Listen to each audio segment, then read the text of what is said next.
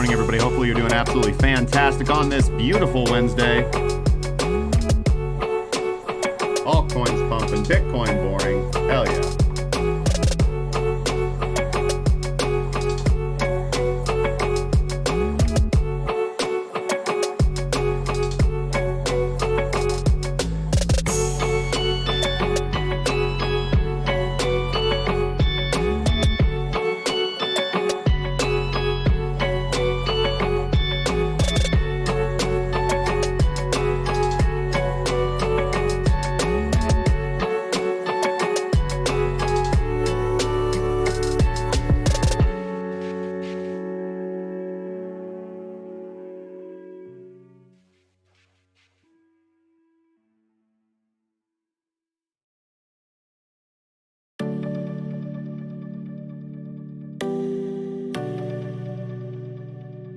You're keeping me on. Yeah, I'm strapped in, stuck in a song you can't turn off. Like a merry-go-round, my head is spinning. I see you rapping about, I'm sure as hell not.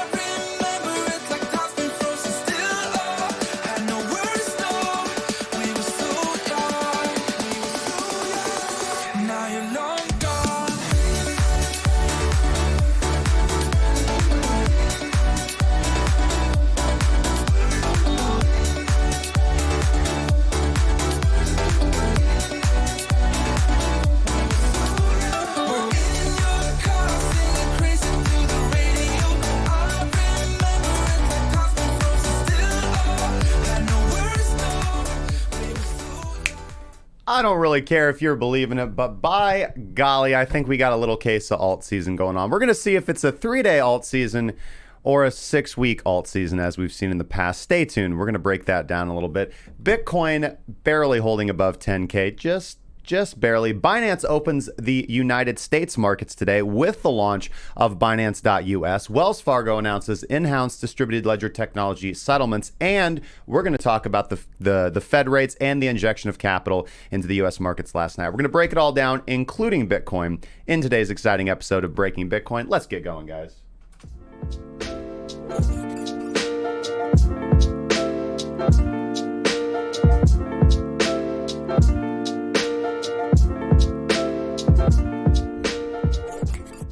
Welcome to Breaking Bitcoin, recorded live here in the studio. It is Wednesday, September 18th, 2019, foul year of our Lord. This is Breaking Bitcoin Market Update, your daily source for market updates, sentiment, and news for traders and investors. I am your host, Justin Wise, lead analyst and senior mentor at CrackingCryptocurrency.com. Hopefully you guys are all doing absolutely fantastic wherever you happen to be tuning in from.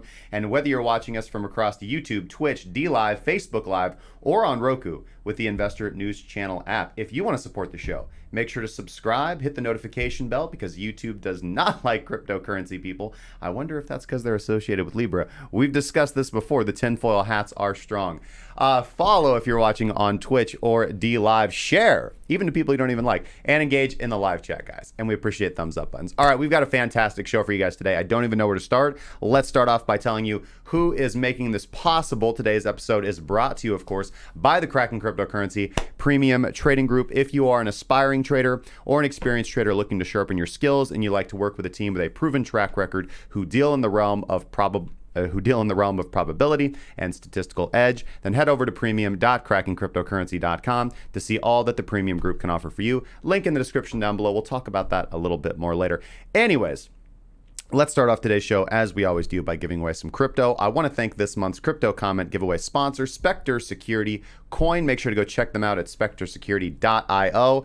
Now, let's see if I've got the mic fixed for this one. Let's go see. Here we go. Okay. All right, there we go. Yes. Yeah, you can hear me. No silence. No silence this time. And here we are. So, yes, we're giving away 8,000 Spectre every single day. Very much appreciated to the team over there at Spectre Security Coin. Again, you can check them out. Oh, it's over here at SpectreSecurityCoin.io or SpectreSecurity.io, excuse me. And yesterday's video was really good. Yesterday's video was really good. Maybe not so much the thumbnail because they've got me in charge of the thumbnails for the last couple days. Don't yell at me. But we've got 9 potential winners. We're just going to randomly pick somebody over here. And of course, it is Ricky Thompson, my good friend. Thank you so much for the comment. And he says, I wonder if this 3-day pump in alts is new money or just people who have been here for some time. Does the space only grow with FOMO Bitcoin price? Will a small alt pump help the space grow? That's a lot to digest, man. That's a lot to digest. Of course, it's impossible for us to say if this is just going to be a 3-day pump. Is this going to be a sustained alt season pump?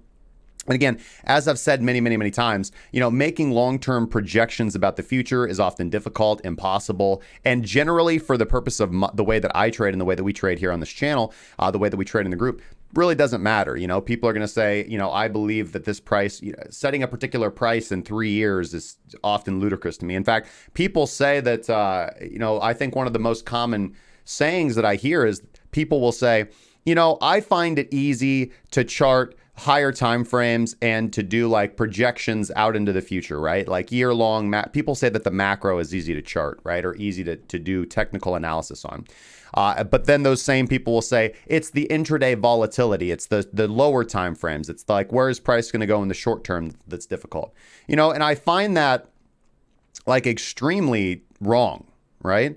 I think that those people are just confused, and I think that they're falling into the realm of unfalsifiable language. Because when you do these long-term, and this is, I don't know if you can tell, but this is kind of a bone of contention with me, I would suppose. So many of my peers as analysts and professional traders, or LARPers, as most of them are on Twitch, on Twitch and Twitter, they talk about, they make these long charts with trend lines that stretch off into the years, and they measure cycles, and they talk about fractals and all this stuff. And so they have these price targets, that go out 9 months, years or everything. That stuff's absolutely ridiculous, man. Charting the macro is darn near impossible because now you're dealing in the realm of macroeconomic factors. You're attempting to predict large scale human psychology. And pretty much every single chart I've seen in that realm has ended up being wrong. But when you make a prediction that's going to come in 2 years, nobody's going to hold you accountable for that. Nobody's going to go back and dig up your post 2 years ago on Twitter and be like, hey, remember when you said that Bitcoin was totally going to go down? Yeah, you were wrong, dumbass. So, and intraday volatility typically isn't, for me anyways, and I think for most traders, especially in cryptocurrency, that difficult to follow. The market is manipulated in a very predictable pattern. The market cycle moves in a very predictable pattern intraday. Generally, I find that when people say, and again, I'm not talking about, don't think I'm like talking about anything that you're saying. I'm just speaking speculatively wise. Generally, when people talk about, long-term macro charts are easier for them to follow, and intraday volatility, typically those people just aren't very good traders. So it's impossible for us to know. I would say I'm definitely leaning more on the side of very bullish on altcoins right now. Absolutely. Because as I've said many times, when you just trade on the right side of the market, good things happen. Does the space only grow with FOMO Bitcoin price? No. Well, I mean, yes and no, because people are coming into the cryptocurrency space because they're interested in Bitcoin. Like nobody, to a small degree, when new money is coming in, it's typically all FOMO to a degree. I would say that psychologically, it's very impossible for a person to be buying Bitcoin now for the first time without some element of, I don't want to say FOMO, because that's like that. Typically FOMO is a negative association. Like I'm buying now because I fear of missing out. But I mean, they've seen this asset, go from a penny to $19,000. And then they've watched it go from 3,000 to 13. And it's impossible to look at an asset like that and not be like, wow, I got to get my hands on that. So FOMO to a degree, absolutely. And will a small alt pump help the space grow? We'll see. But thank you so much for the comment, man. Get a hold of me in the Discord and I will tip you some crypto, man. All right, let's head over to the live scene. I've got Ada pulled up here and need to make a few adjustments here. I need to make a few adjustments to the chart, so let's go into the main charting. All right, here we are in the live scene. Okay, here we are in the live scene. Good. All right, so let's just make a few changes. I was doing some live mentoring last night and expressing some differences in the way that these things work. There we go. All right, that all looks quite good, and we are on the daily time frame.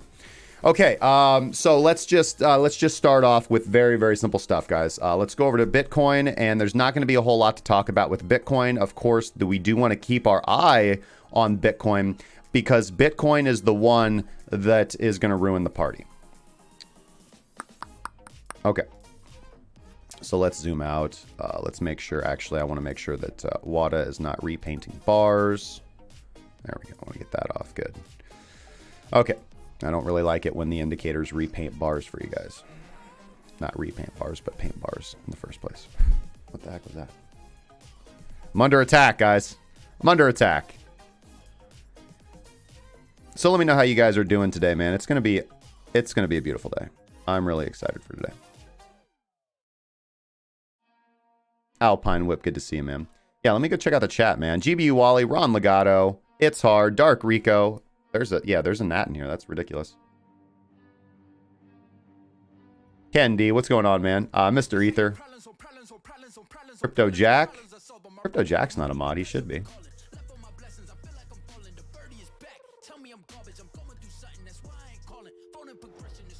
Wendy Brown Eye. Bryce Jones. Itchy. Quinberry. So does Binance US have an app, or can we still use the Binance app and just log in with a new account? Nope, it's a completely different thing. Completely different thing. I don't think Binance US has their own app yet. I'm sure they will. So Binance US is being ran by BAM Trading. So it's literally ran by a completely different company. Like a franchise. On corporate, so hand me the money, I divvy the pie. I'ma give all of my people a portion to build them a fortune on flipping the ride. I can't be mixy when iffy the vibe, and 40 on 50 is really the time.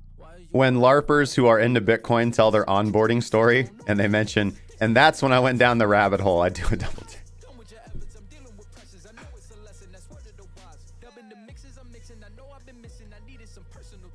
MT Coiner, what's going on, man? Do you have to do intermediate verification to short XMR on Kraken? Okay, it's been a while since I'm a verified trader on Kraken. It's been a while since I did that. I know that you have to get verified to do margin, and I don't recall if that's intermediate verification, if that's what they call it. I believe I had to do two levels of verification to do what I can do on Kraken, and that is to go long, to short sell, to do, you know, to trade USD markets. I think it's the exact same thing that verifies you for USD pairs. For the way I recall, this was a while ago that I did this on Kraken, like quite a while. The way that I believe that it worked was, you know, there's your first, I think, level of verification, and then your second level of verification verifies you for USD and margin. Like it's all in one. And then your third, it's intermediate verification. Yes, I have the second level. And then third would be if you're a corporate trader.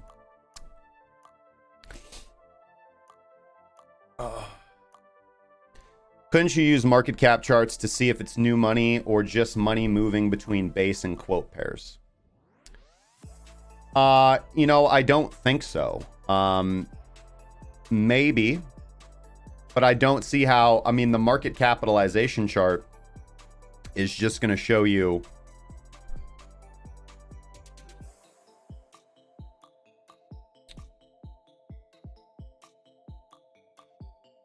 if we look at the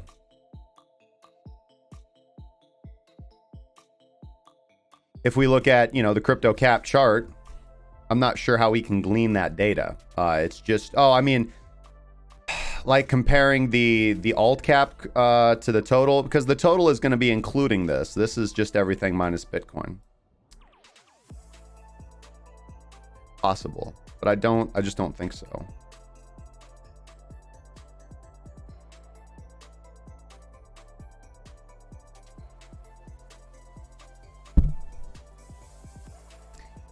there a DEX that I would recommend that has the best and biggest selection in quality coins? So I don't use DEXs because liquidity is an issue for me.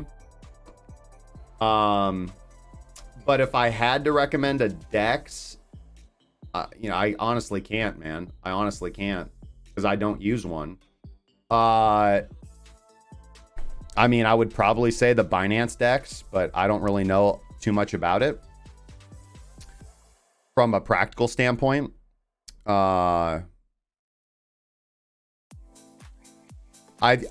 not true. So I've used IDEX. I've used IDEX several times. So I'd probably just have to default and say that. I've never had any issues on there, and I think they have the best liquidity.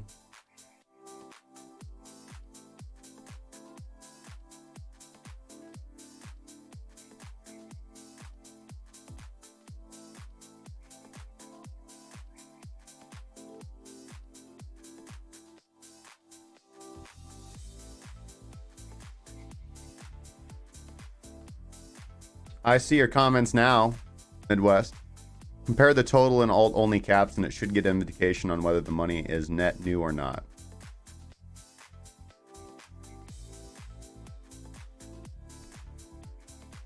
So if we take...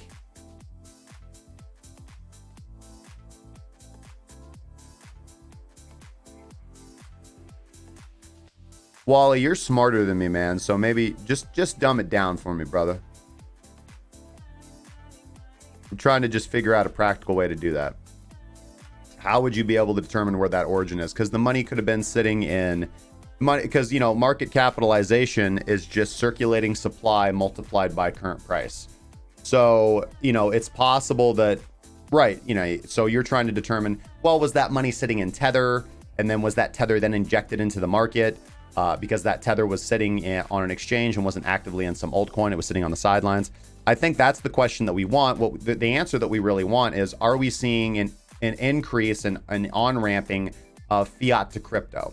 And I think the only way, the method of analysis you'd have to do to figure that out would be to analyze the largest fiat on-ramping exchanges like Coinbase.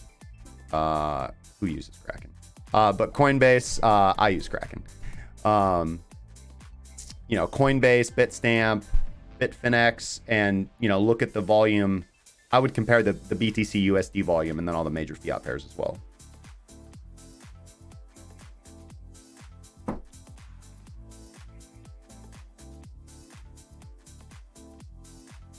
Okay. All right. So good questions, guys. Wally, as always, making me show my age.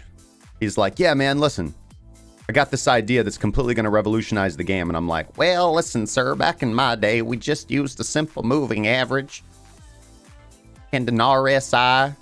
I'm just not down with all you young, finagled, crypto fear and greed and complicated stuff. Hey, nani, and a ho, ho, ho. Yes, it is the Donchian 30. Okay, so let's talk about Bitcoin. We'll look at the altcoins. We'll take a look at the trades. I want to talk about Binance US. I want to talk about the Fed. And I also want to talk about things. Let's start off with Bitcoin. Bitcoin, extremely boring, which is, part and parcel of why the altcoins are so exciting right now. So Bitcoin sitting right above the 30-period Donchian. Current Bitcoin price on the ByBit chart, 10,197. Just extremely low volatility. And this is something that I'm going to start talking about more. This goes right along, because a lot of people ask me, okay, let's think about this. I would say that a common question that I get when people ask about the way that I teach or the way that I trade is, they're like, what is the big difference between you and other people that utilize trend following strategies and other people that are trend traders, right? And my simple answer is, well, I make money. Most of the traders that I teach make money. Most traders don't make money, and I don't say that to sound arrogant. I'm just saying that, I have the data. I document everything. I'm disciplined when it comes to keeping my records. I'm disciplined when it comes to position sizing. And it's not just the technical indicators. The majority of what I do comes down to psychology and money management. And that's the real trick. That's the real trick to make money. It's easy to be an analyst. It's easy to be a LARPer. But unless you can get your position sizing and your money management down and your psychology and just do the same thing over and over again, you have a huge barrier to actually making money. All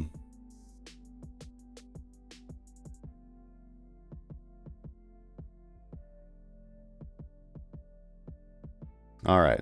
So feeling, but the altcoin charts are going bananas right now, but compared to them, the Bitcoin chart are let me get back into what I was just talking about. So it's not just trend trading. There's also indications of when to switch from trend to range, right? Also indications of when to switch from trend to range. We can range trade if we want. We have indicators and methods for that. Same objective strategy.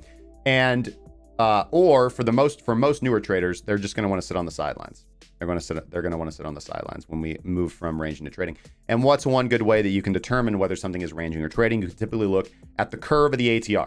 ATR is rising, we are trending. If ATR is falling, we are moving into consolidation. There are other indicators that can do this as well. So you can slap a moving average on the average true range as well. For example, if the average true range is above a certain moving average, then you are in a trending market. If it is below, it is in a ranging market as per your definition. And I find those methods are much better than utilizing price action, because price action, again, is just too subjective to be successful at.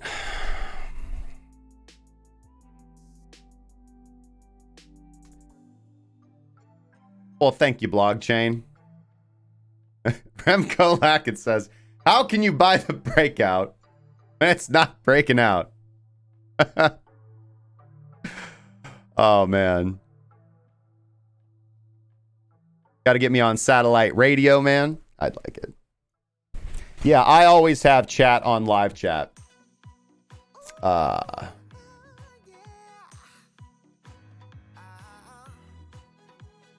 Forensic investing, Wally. Thank you, blockchain. He says, my keep calm attitude is what makes him keep coming back. I try, man.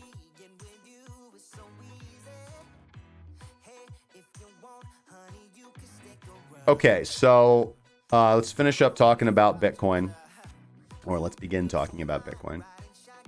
Sitting on top of the 30-period Donchian, we said, and I made that very clear over the last few days, that for the show and for the newer traders, because I've thought, I've been teaching PTP for a while now, with kind of in the new delivery format that I have it in for the members of the group, and also displaying it on the show.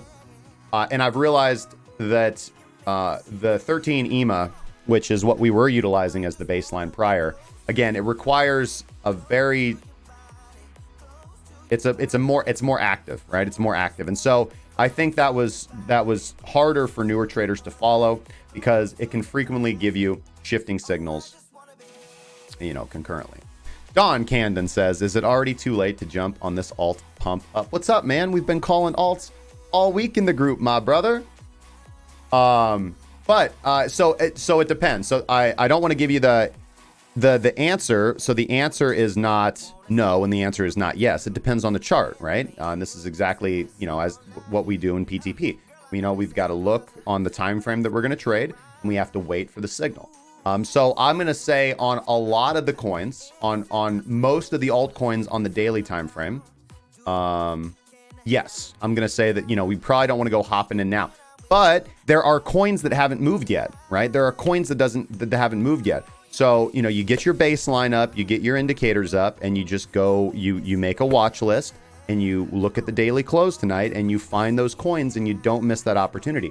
PTP is one of those, it's just like I teach it. You have to do, the way that I trade only takes about an hour a day or a half hour a day, sometimes 15 minutes a day, right? And I'm a consistently profitable trader, but you have to do it every day. You have to do it every day.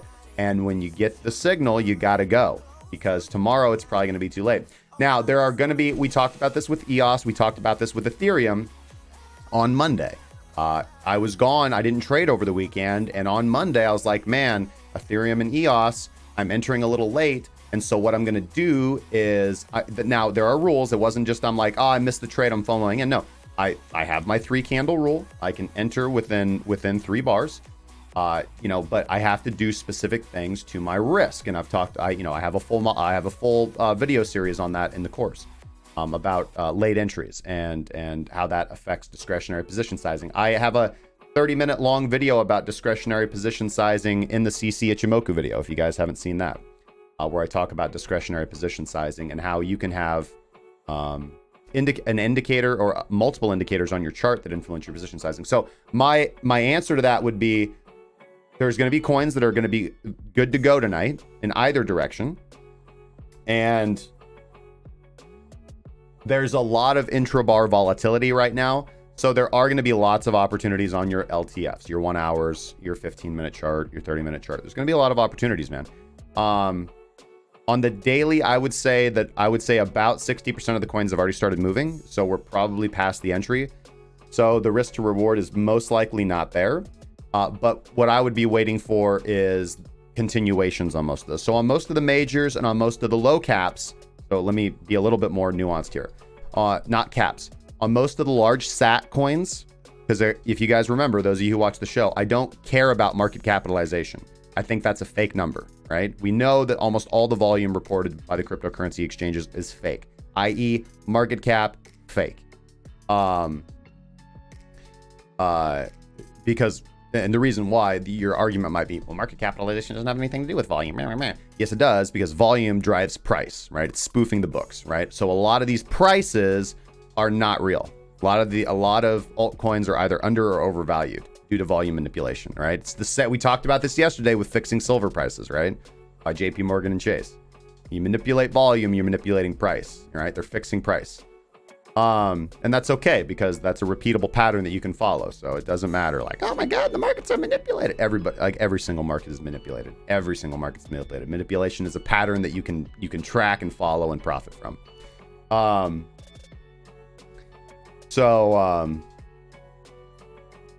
The other thing too is Itchy Cornhole. What's up, man? Thank you so much for the $10, my good friend. He says, enjoy some of my XLM profit. Thank you for your work. Well, thank you for being a good trader, man, my dude. Agency stored. Let's see here. I saw your first question up here. He says, how do I keep track of trades for tax purposes? No, it's fine. This is something that I've talked about. And I'm actually, I wanted to do it previously. I actually wanted to bring my accountant on to do a talk about cryptocurrency taxation.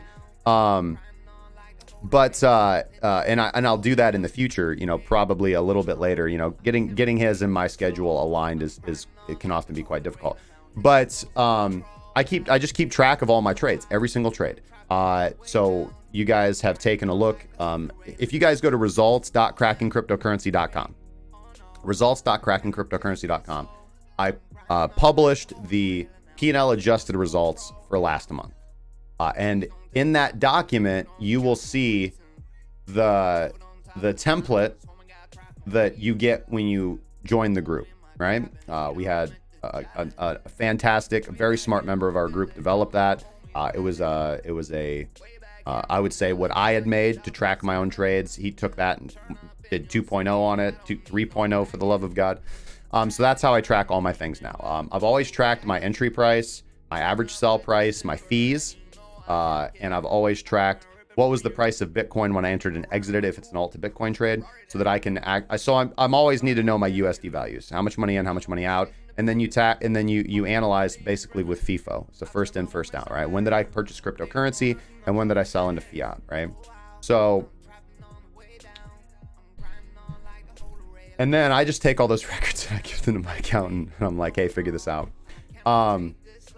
But again, like if you're a consistently profitable trader, then I think that people freak out about fees, and I think that people freak out about taxes. And I think the reason why people freak out about taxes is I think a lot of people that made a lot of money off cryptocurrency, like people that put in a couple $1,000s and hit those altcoin pumps and like came out with like $100,000, like they were absolutely shocked to realize, yeah, you're going to pay $30,000 to the government, man, if you made $100,000 in profit.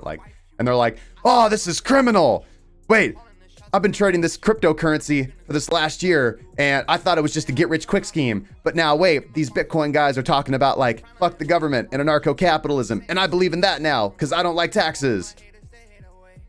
And so I think that we've got a lot of, like, fresh faces to the ANCAP movement, because a lot of kids made a lot of money for the first time, like in 2017 and now in 2019, with the cryptocurrency market volatility, and now all of a sudden they don't like taxes. But overall, it's not really something that I'm concerned about. The fact that we're taxed at as capital gains tax is actually really, really favorable. It's not mark to market. It's there's lots of bad ways that it could be. FedEx confirms recession. Oh man.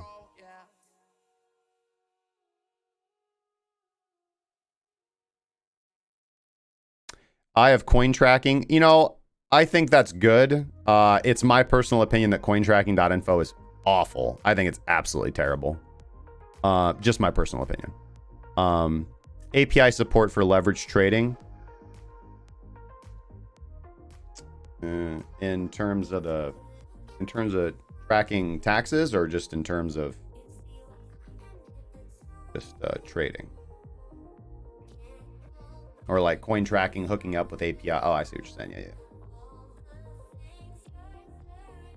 I couldn't tell you. I do everything manually because I'm old and boring.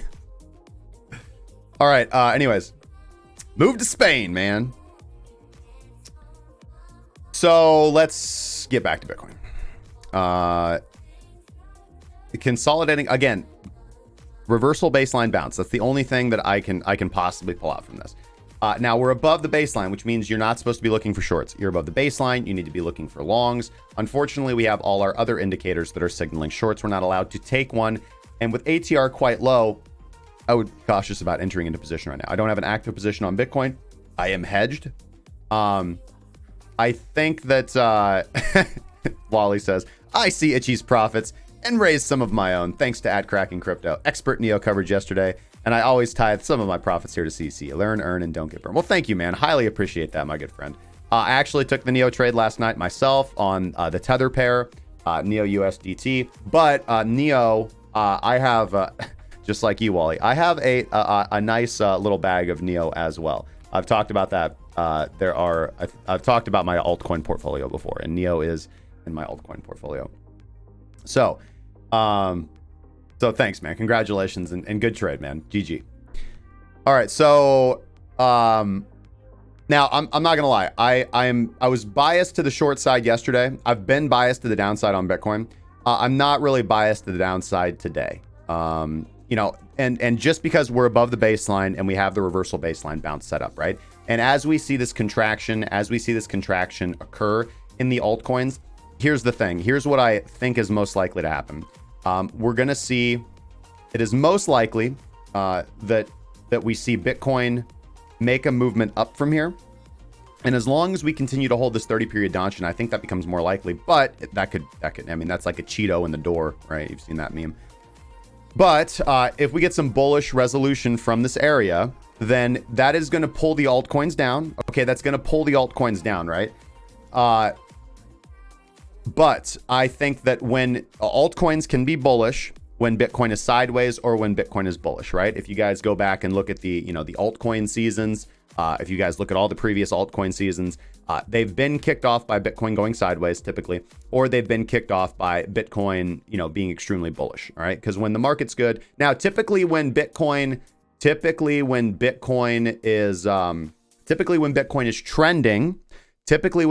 is trending strongly, like in this type of environment right here, altcoins are not doing terribly, right? When Bitcoin is ranging, however, altcoins tend to do fairly poorly, right? And you have to look at their USD values. You have to look at the altcoins USD values, not necessarily their SAT values, because the SAT value is misleading, because the SAT value is also going to be relegated to what the heck is Bitcoin doing. If Bitcoin is pumping, then naturally, generally an altcoin is going to do worse in SAT value, because at this point in time, altcoins are not outperforming Bitcoin.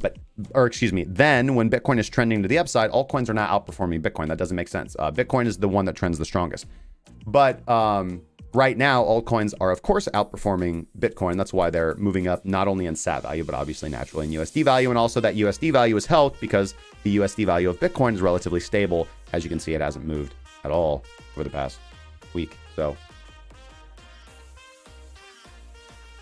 But I think it's more likely that we get bullish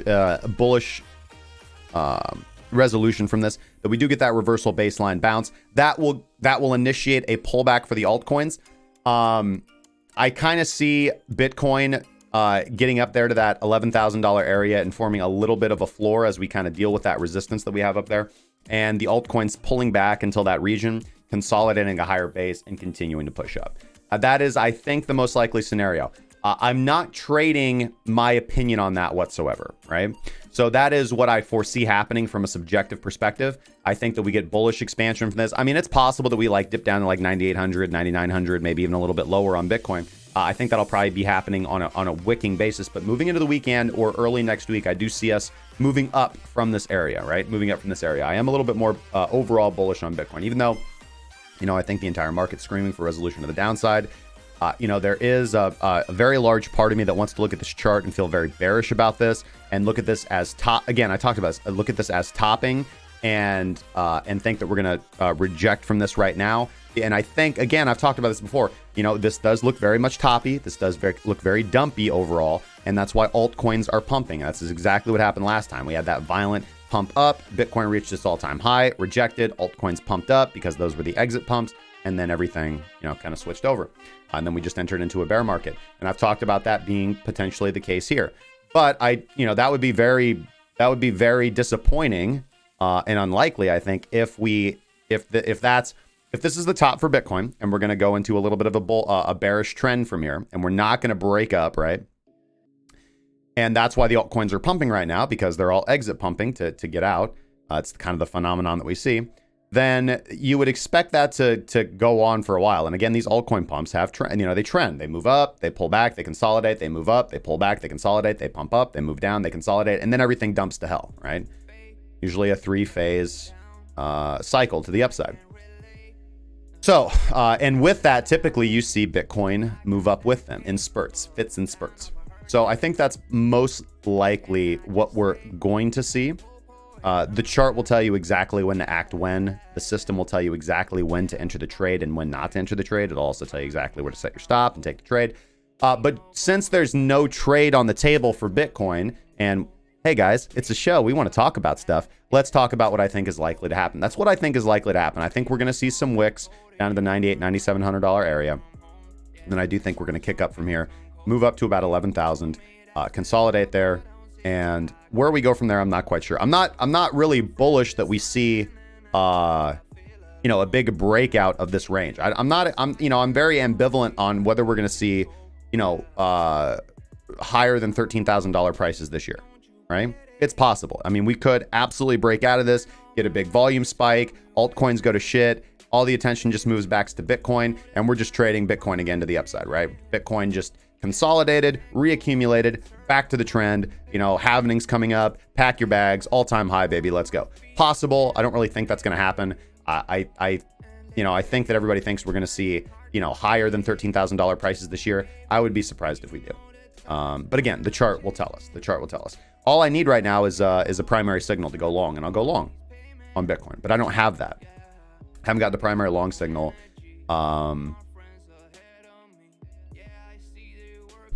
Pretty much since over here. Everything else has been continuation or reversion to the mean. So here we took a trade and we took a trade here that failed, and that's pretty much it on the daily time frame.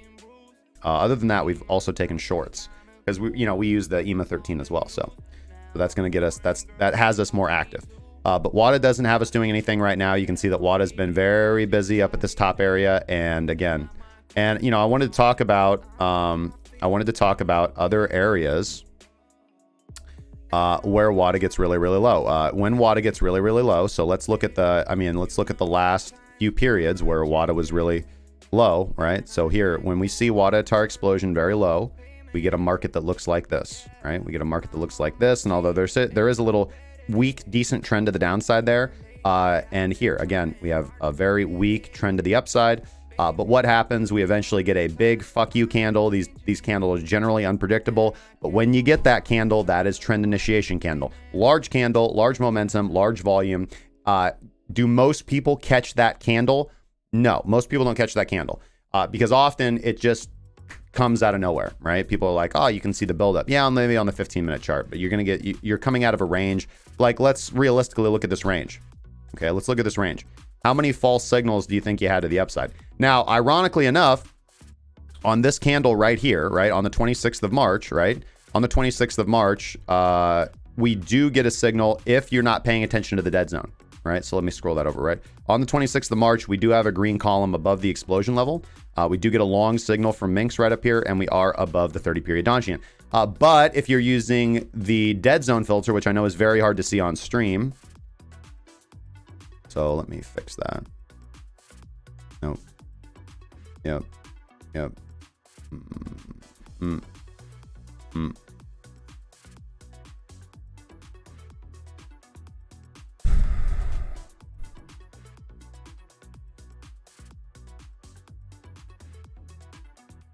There we go. Maybe that, there we go. There's the dead zone filter right there. You can't take trades below the dead zone filter. That's our volatility filter. So if you're using this as your volatility filter, then you're screwed. And again, as I said, and you shouldn't, everybody is obsessed with catching those big candles. Catch the movement, right? Because what was that candle indicative of? It was indicative of breaking out of a range of consolidation, and there was nothing but movement to the upside after that, right? That was the thing to watch for, right?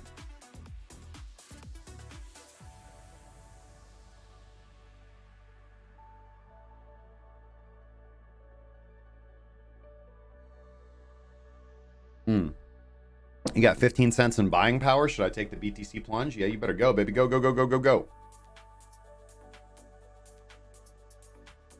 All right. Spacey SVL. Yep, it's a 30-period Donchian, my friend.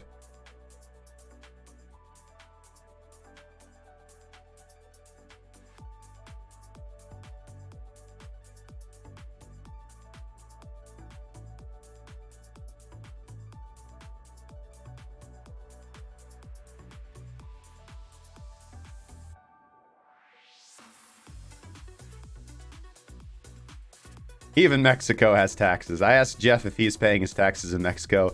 He did not respond. 20 Neo will be life-changing in a few years.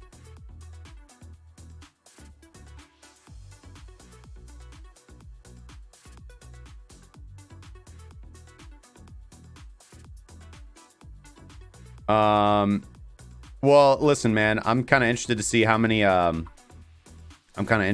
basis points they're going to cut. So let's actually go over and... Where was that link? Somebody posted it in here. YouTube something. There it is. Thank you, Marshall.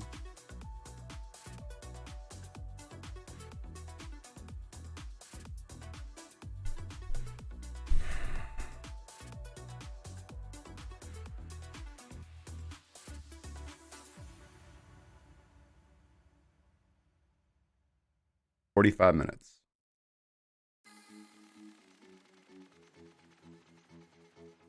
Come on, open up comments. Why not chat? Let's go, man. Do you imagine if they had chat open, dude? Like, how much trolling would be going on in here right now? Okay, so 12:44. Sorry, today seems like a little bit less structured, and I apologize for that, but I wanted to really talk. We're like 45 minutes in, and we haven't talked about altcoins yet. But I just wanted to talk about Bitcoin. I wanted to talk about the two scenarios. Let's talk about the second scenario real quick, and then we'll go pop over and look at some altcoins. That's a mighty big mug. Ankit, this is a 30-period Donchian. So this is the baseline or Kijun-san from the Ichimoku with a period of, we'll look back length of 30. So the other scenario, of course, is that my bearish bias is correct and confirmed, and we do get a big fuck you candle down below the 30-period Donchian or down below the 13 EMA. We're already below the 13 EMA. Keep that in mind, guys. So if you are using the 13 EMA, you're probably already short, but Wadatar Explosion is not confirming. But again, you might have different settings for WADA than I do, and I encourage and I highly encourage everybody to have their own settings because I want you to do your own back testing. Those who do the work themselves rather than just, try to copy pasta what I'm doing are going to have better results. And I know this for an absolute fact from seeing the results of everybody in the group. Hey, I'm Spin B. Thanks so much, man. Highly appreciated.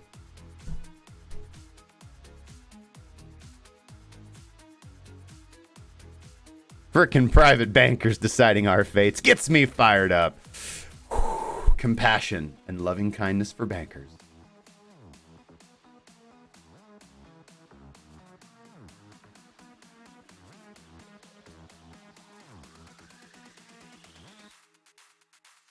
What the heck?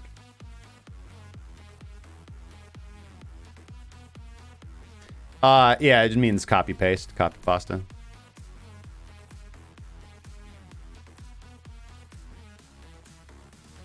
All right. Oh, so scenario 2. We get the big fuck you candle to the downside. Guess what? Altcoin season's over. Go home, guys. Short Bitcoin. But you just kind of gotta wait for a big candle. Now, you know, you're gonna catch this on LTFs, man. But again, we've talked about the danger of that too.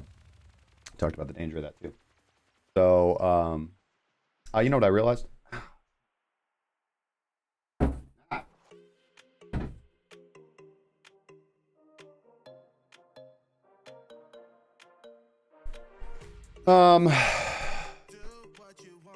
Yep, Ken, HRTX, 100%, my brother. Let's do that first. Let's go look at HRTX, then we'll look at our altcoin.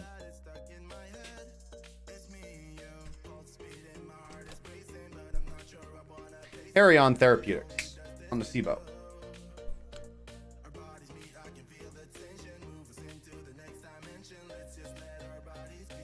All right, let's look at the monthly. All right. Okay, so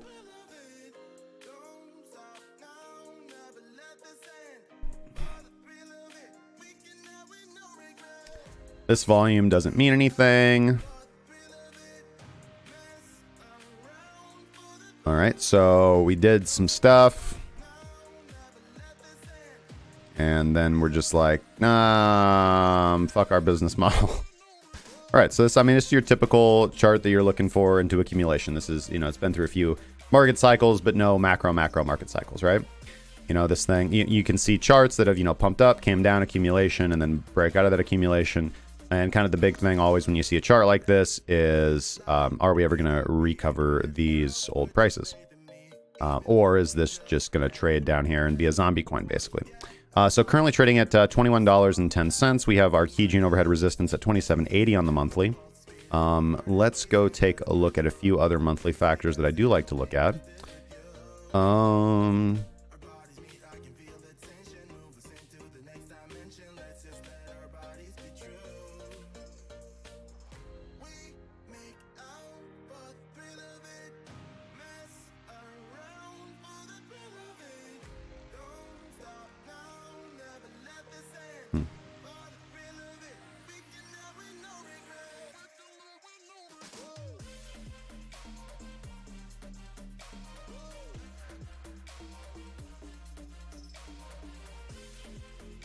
Well, you know, this actually is starting to look better, man. Looks like we have formed a pretty good base here on the monthly time frame. We can see, you know, it doesn't take a genius to see that, you know, we're starting to shift the curve of our moving averages and also the curve of overall pattern. We're continuing to get consistently higher lows on the monthly time frame, and the 100 simple moving average, which was acting as resistance, or, you know, really not any resistance whatsoever. Like, it was just a thing. It was just like a line drifting along, right? It's just the average price of the last 100 days. We're now above that, ran into resistance at the 100 exponential moving average, and now we found support on the 100 simple moving average. We've got the crossover of the 55 and the 100. We've got all our slow EMAs that crossed over the 55, which is typically a bullish signal, especially on the monthly, also on the daily too. It's one of the most basic initiators there is going to be your moving average crossover.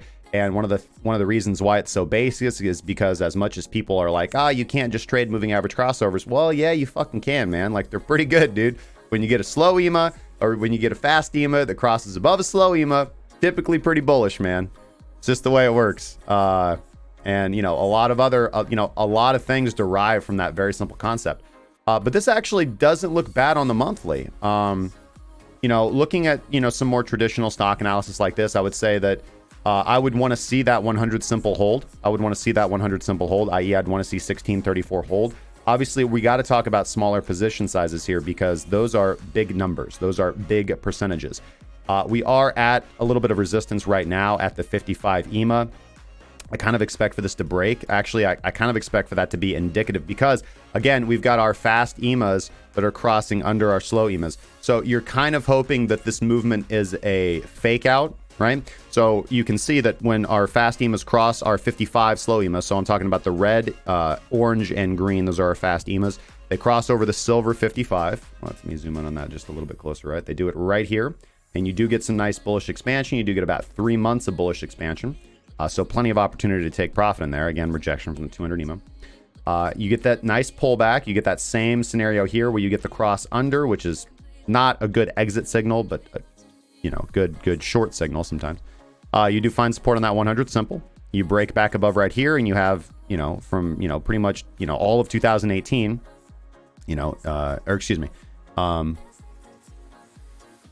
This is January 2018 to.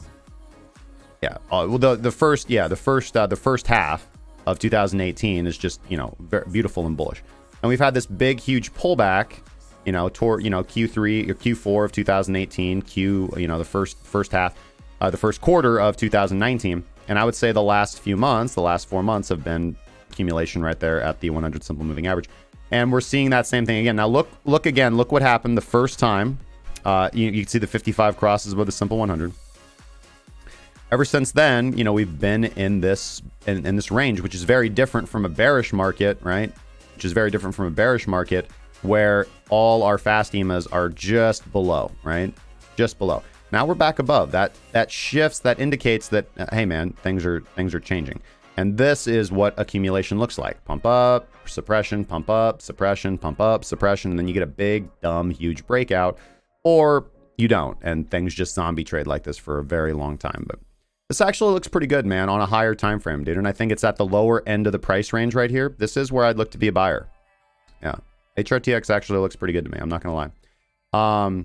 Because look what happened the last time. So the 55 going above the simple 100 is pretty important to me here.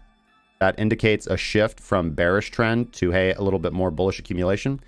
And the 55 hasn't gone below the 100. So that's what I'd be watching for, the 55 monthly EMA staying above the simple 100. I would be watching for those fast EMAs to cross back above the silver 55. And the last time they crossed under, man, you had a long drawn out period of accumulation, but this was the best time to buy, right? This was the best time to buy. So your fast EMAs below your 55, below your 100, or a little bit less, a little bit more conservative, just your 55 above your 100.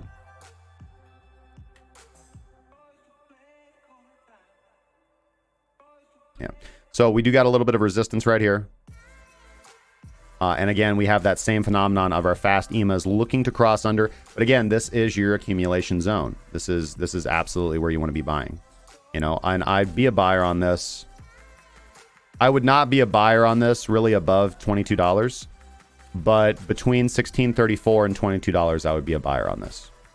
And I would want to see the monthly hold above $16.34. Now, I'm okay with a little fake out like this, right? But I don't really want to see capitulation from this area. And then I would just take the loss, and I would wait for the cycle to repeat itself. $16.34, $22 is where I'd want to be accumulating this. And at the current point in time, I'd be looking to get rid of this around $27, $29. And I would be waiting for a good move above $29 to potentially take this to 50, to be honest with you.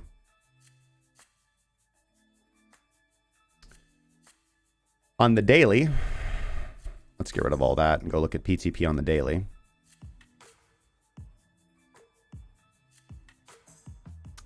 On the daily, I would have been a buyer right here. And I would be selling right now, actually. Sorry. So on the day, as I said, we're coming into some resistance. We talked about where we're at that silver 55 EMA on the monthly time frame. So we do got a little bit of resistance right here. On the daily, though, I would look to find support around $18.75, maybe $19. But again, looking at that monthly chart and looking at the opportunities on the monthly, when it comes to stocks, I would be viewing the situation a little bit differently. Is the daily set up there? No, not right now. In fact, the daily is told you to buy over here on the 29th, and it's telling you to sell right now, as you guys can see. And this is not, now I'm in the realm of PTP, so absolutely objective. You guys can see right here, we cross above the key June on this level. We get a long signal from Minx. Wadatar confirms right here with the dead zone and explosion level filter. And then we come over here and look at time transformation. It is literally telling us to sell on this daily candle. Done. It's just absolutely objective. So that would have been a good trade, and that would have been about a 13% trade. Not bad for about a week. But I would, when it comes to stocks, I like to look more long term, and I like to use a little bit more traditional analysis, because I find that stocks respond better to traditional analysis, and we're talking about generally a little bit more money there. As somebody who invests in stocks, HRTX actually looks good, so I would not be deterred from that daily time frame. I would probably wait for a little bit of a pullback, but on the monthly, it's in its accumulation zone, and I would be dollar cost averaging in HRTX.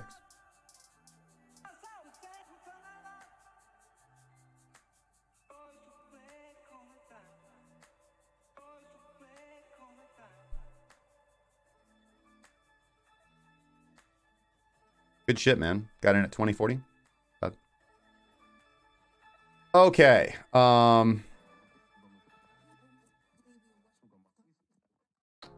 It is 12:57. We've got a ton of altcoins to talk about.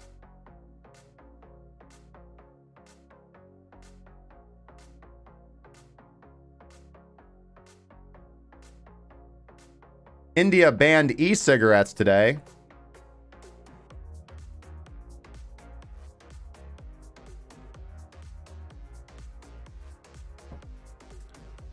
Hey Justin, hope all is fine. The stock CC Ichikijun looks different from the one you're using. On the daily, price action is under it. What am I missing? So this is just CC Ichimoku. And I'm just going to go to reset settings. And make sure that use current time frame is selected if you're on the daily. And then I just disable everything except for the Kijun link. Right there. You will get the right one. All right. So, hey guys, we gotta go to break. Before we go to break, let's talk about Binance US. Okay. So Binance US is live, did launch. I'm going to talk about this a little bit more in the news section. But Binance US is live. They do have now. I think this is pretty interesting. They seem to only have dollar pairs right now. So they have Ethereum, Bitcoin Cash, BNB, which was a late addition. They just announced this morning.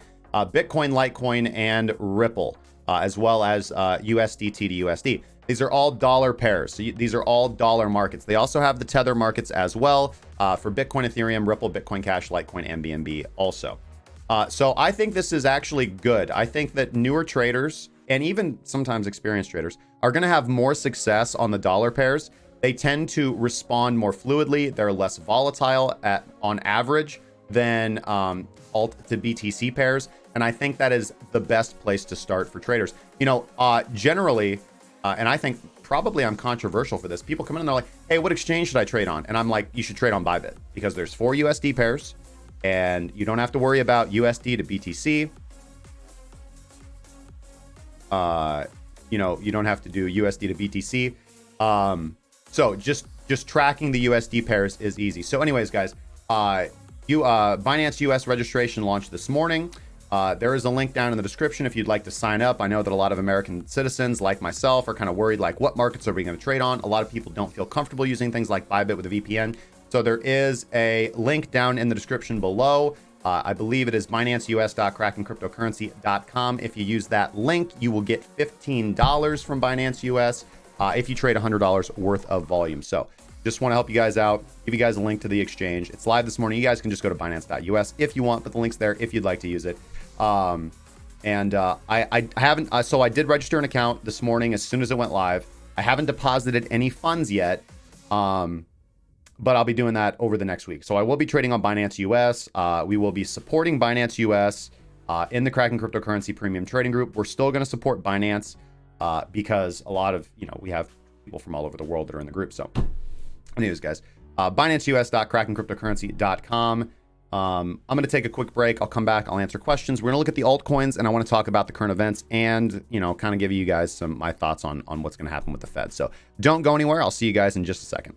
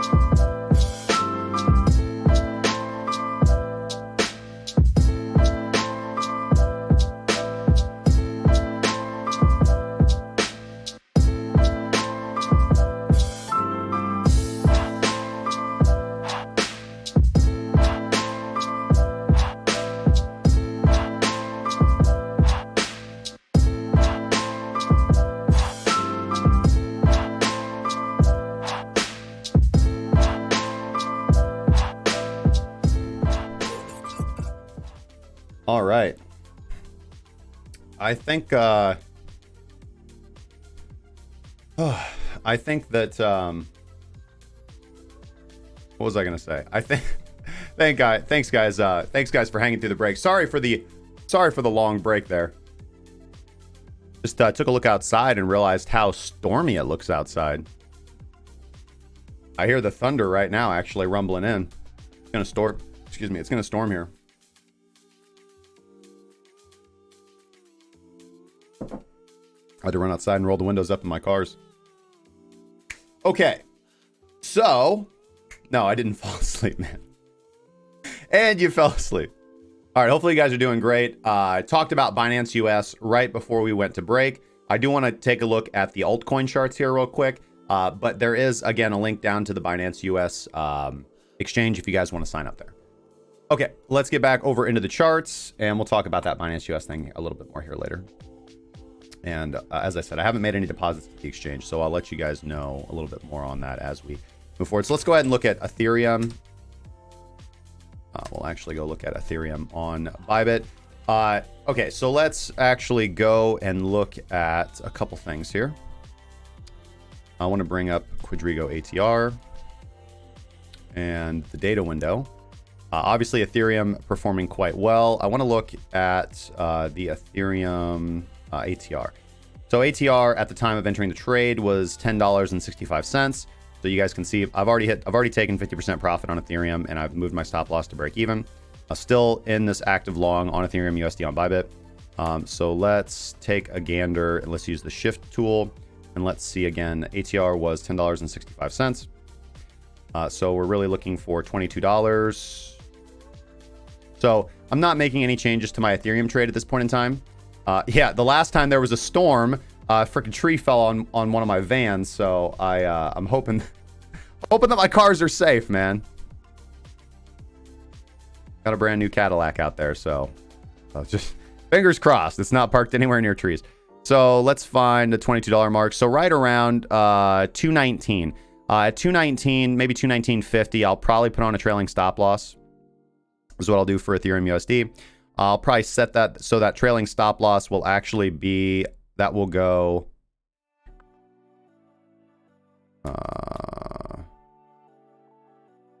probably start that trailing stop loss at $204. Yeah, $204, maybe $205. $205 is where I'll set that trailing stop loss when we hit that 220 region. Price currently at 213.40. We have hit those highs, but we haven't quite hit that high that I want, that $220 mark. So at 220, I'll put on that trailing stop loss. Right now, there's no changes. Stop loss at break even, performing well. I put on 3 new trades last night.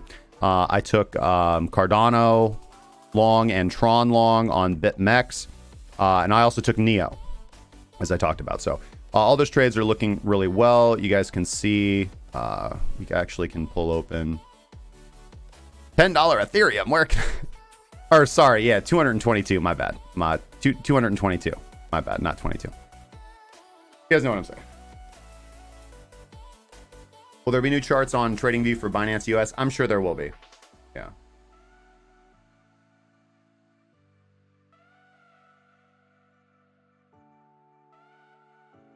Johnny says, going great guns today. Awesome, man.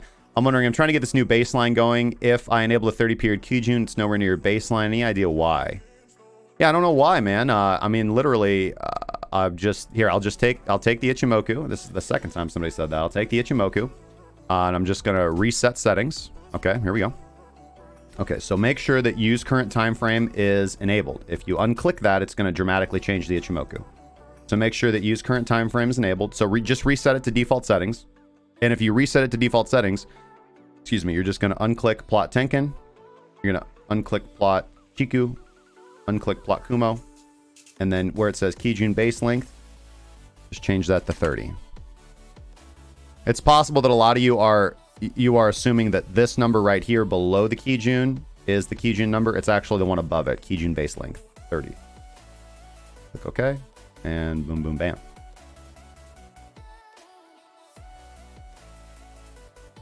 So Ethereum doing really well. Talk about all my open trades here a little bit, I guess. Currently, cumulatively, all my open trades are up about 79.8%. I'm long on Ethereum, EOS, Bitcoin Cash, Litecoin, Basic Attention Token, Zcash, ADA, Tron, Neo, BNB. I actually bought Neo at $20.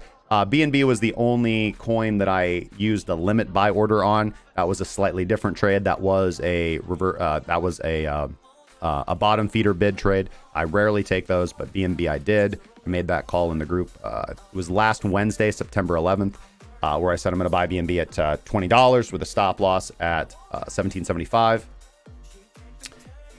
I took 50% profit already on BNB USDT. So pretty much all my trades have taken most of my trades have taken 50% profit on, and I'm letting the rest ride with my stop loss. I'll be updating trailing stop losses tonight. And the worst performers so far, all of them are in the green. I do not have a trade in the red right now. But the slowest performer is EOS, because EOS already had some bullish expansion. So Ethereum looks really good. If we look at, let's look at some standard analysis here on the daily. We don't really have any significant resistance coming in really up here into the $230 mark. I'm fairly ambivalent on whether we're going to see a pullback. It really all depends on what Bitcoin decides to do. I do see this continuing through the rest of the week. I'm still bullish on altcoins. And I'm kind of in the mode I'm in right now as far as altcoins are, is if we do end up getting pullbacks across the board, depending on, where the trailing stop losses are at that point in time, depending on, what hits the stop loss. We've already made quite a bit of money off of this latest bullish expansion, because again, when you trade on the right side of the market, good things happen. And so DOC, for example, we made 70% on DOC yesterday. And if one would have scaled out of DOC, you had a good 2 hours there where you could have made a plus 100% on that. And it would have aggregated out to about 70% gains. Now,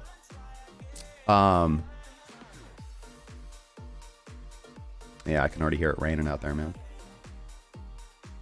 So, really exciting, man. Just don't, as I said to Mr. Don Camden earlier, I think that the best thing to do right now is to wait for some continuation entries on a lot of these alts that have already picked off. But the mid sats haven't moved yet. So if you're looking for the next market that is going to move, it's going to be your mid sat coins. Everything from Civic all the way down to, from Civic all the way down to Ethereum Classic. Those are all going to be your mid sat coins, and they're all in the green right now.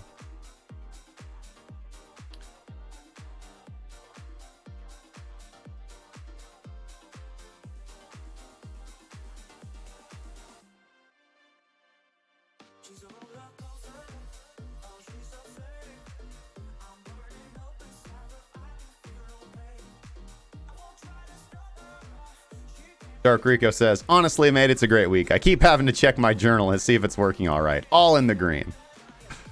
Oh, awesome, man. You're talking about Bitcoin. What chart are you looking at, Johnny?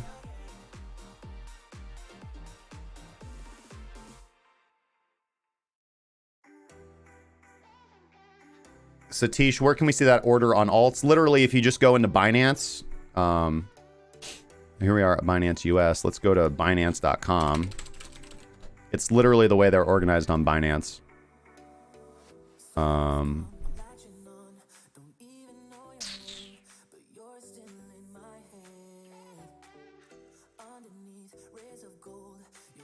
this isn't really what I want. There we go. I just go over to the markets and go to last price, organized by last price. And you'll see, like, you start off with your low sats, like this is organized from low to high. So that's how I construct my watch lists. I go from low sat, I put all the low sats in. And then we get to about the 1,000 sat mark. And that's mid sats for me. So about 1,000 to 10,000. 1,000 to 10,000 sats are going to be mid sats, 10,000 up are large sats, and anything from 1 to 1,000 sats is low sat.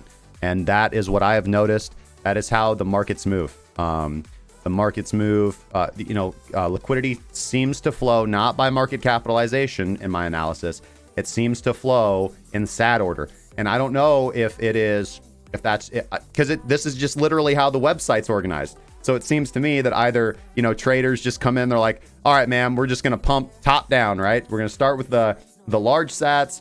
And that's normally what we see. We see large sats, mid sats, low sats pump. That's how they tend to pump. This time it's been low sats pumped first, and then large sats are pumping, and mid sats really haven't moved yet. I mean, it really, literally, if you look at all the 1,000 to 10,000 sats, they really haven't moved. And that's why if you're looking for what hasn't pumped yet, I would be looking at those.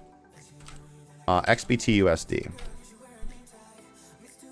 Even on XBT, yeah, we check it out after the show, man. Even on XBT USD, I got my Kijun coming in at 10,144. Let's try pulling up.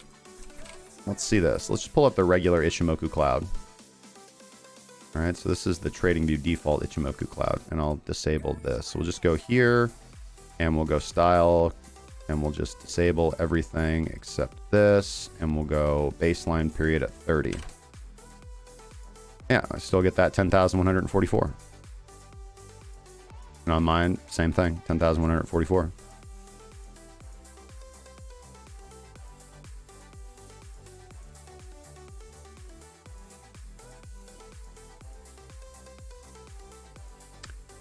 Yeah, agency, I would go watch that Ichimoku Trading Crypto 101 video.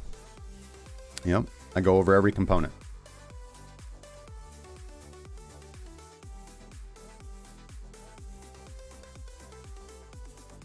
Okay,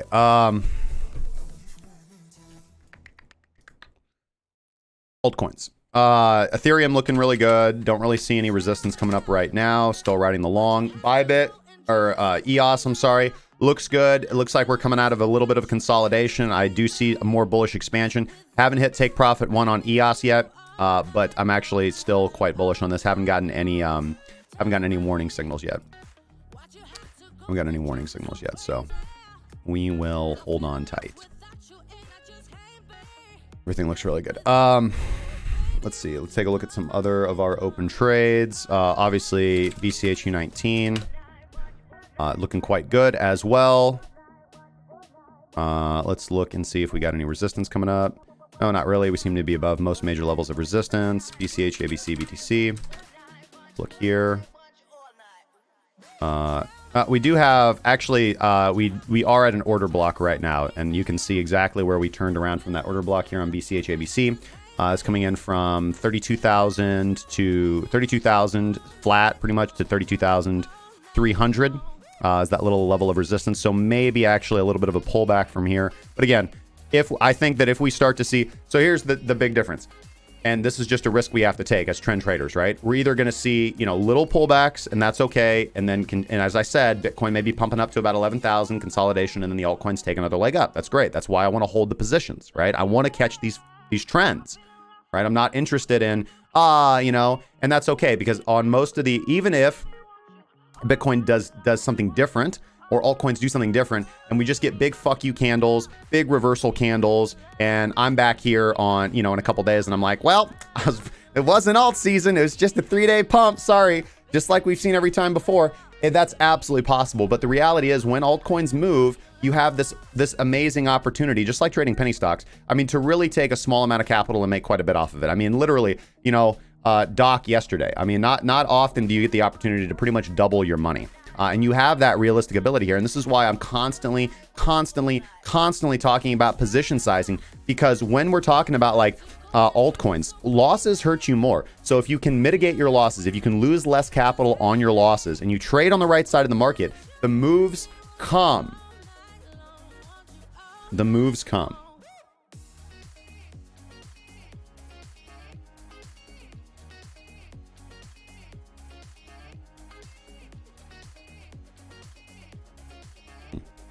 Moves come. So BCH running to a little bit of resistance right now. Same thing. BCH U19 have the stop loss at break even. Let's go take a look and see if it's, and again, I'll be publishing this tonight for the group, if we're going to be, what we're going to be putting trailing stop losses on. So let's go look at BCH U19. We have our stop at break even. And I want to pull open Quadrigo ATR. 00 right here on this candle from entry. We have 00. Silly. ATR was 00123. 00123. So we're talking 0046. Yeah, we're not in trailing stop mode yet either. We're not there. So we won't be putting a trailing stop loss on BCH. LTC looks great. BAT looks great. ZEC looks great. ADA U19 was one of the better performers, as well as BNB. Obviously, Neo's up about 5%, Toronto up about 8% from last night. So, really good week in the group, man. Really good week. But I'll be honest with you guys, very difficult to not be making money in the cryptocurrency markets this week. Just need a little bit of guidance, need a little bit of position sizing, and a little bit of don't FOMO in, man. I think we're gonna see pullbacks. If this is a nice sustained altcoin trend, we're gonna see pullbacks. You don't have to just rush in at the top. Get the pullback, wait for the continuation signal. We talk about continuation signals in the group in the course. Okay. But, I also want to say, take advantage of the movements when they're happening, right?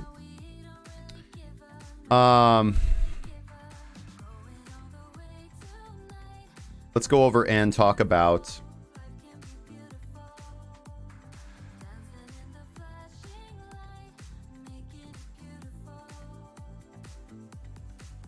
can we check out Tezos? Yeah. What is this? XTZ? XTZ, right?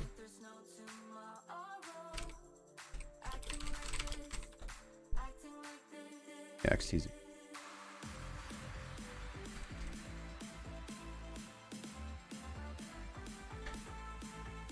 Let's see here. Tezos actually looks quite good.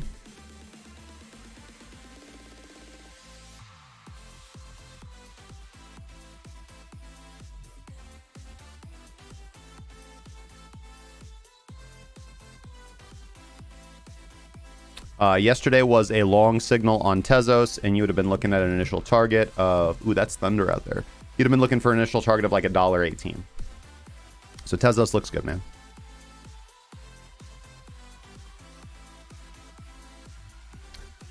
Tezos running into quite a bit of resistance, but I would actually expect that unless we get listen, there's not going to be one altcoin that pulls back while the rest goes. If altcoins pull back, everything's going to pull back.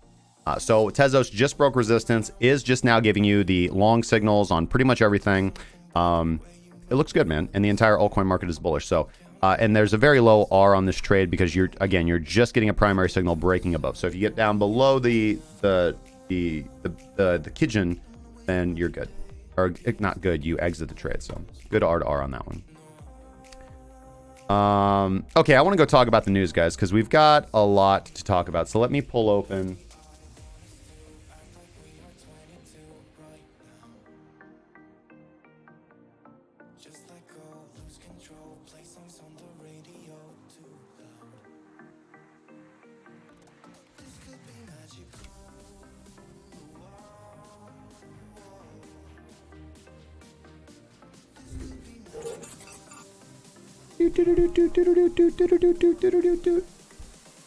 All right, so let's talk about the news today, guys. And obviously, we already talked about Binance US a little bit earlier, but let's just go ahead and talk about it in a little bit more detail. So, obviously, for those of you who have been living under the rock, Binance US has open registration today. There are 13 American states that are excluded from this. Now, account registration is open. You guys can go set up an account right now. There's a link in the description if you'd like to use that. We'll get you $15. Now, New York, Washington, Florida, 10 other states, they're not going to be able to participate. Alabama, Alaska, Connecticut, Georgia, Hawaii, Louisiana, North Carolina, Texas, Vermont, Washington, Louisiana, Idaho. None of those states are going to be able to participate, but everything else will. So 13 states, or excuse me, 13 states are not going to be able to participate in the Binance US right now.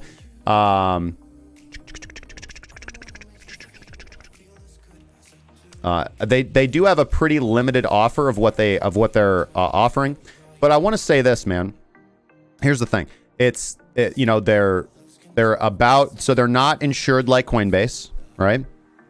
Coinbase is pretty much the only exchange that actually insures the fiat value of your deposits, of your cryptocurrency deposits. They don't insure the cryptocurrency, but they insure the fiat value. They have insurance.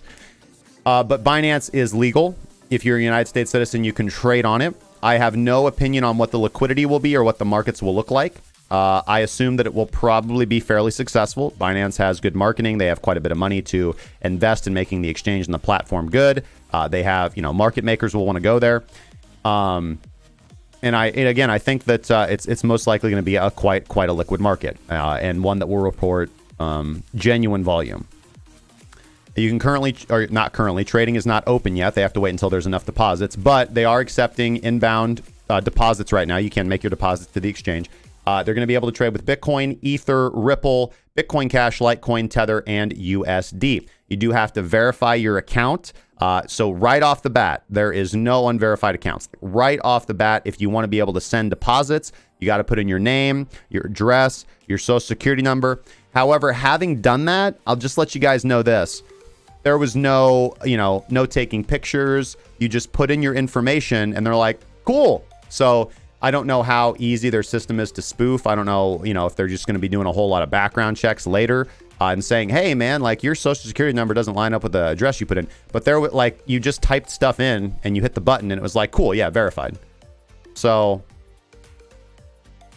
if you're somebody who doesn't want to put your actual genuine information in there, I don't know. You probably could have gotten away with it. And I don't know if that'll come back to bite you in the butt, but it is what it is. Worth a try. Now, let's see here. So registration started this morning at 7 a.m. Central Time, 8 a.m. Eastern. Now, something interesting is, although the markets are not open right now, and I doubt they'll be open until next week to trade with. Again, they have to get enough deposits. But, they're kind of scrambling to do this. There are no fees until November 1st, right? And then once November 1st rolls around, they're going to have the same fee structure as Binance. Binance just recently lowered their fees. So their default fee is now 0.75%, from 0.1%. So not bad. I don't think you're going to get, it's possible that you still get the BNB discount. I know that Binance still does that. I don't know if Binance US will do that. We don't have any information on that at this point in time.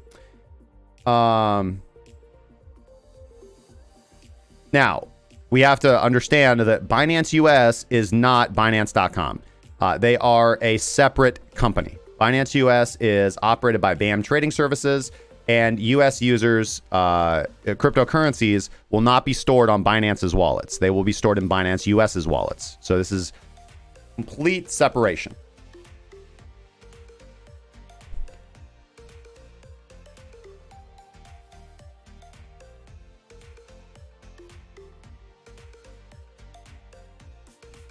Hello.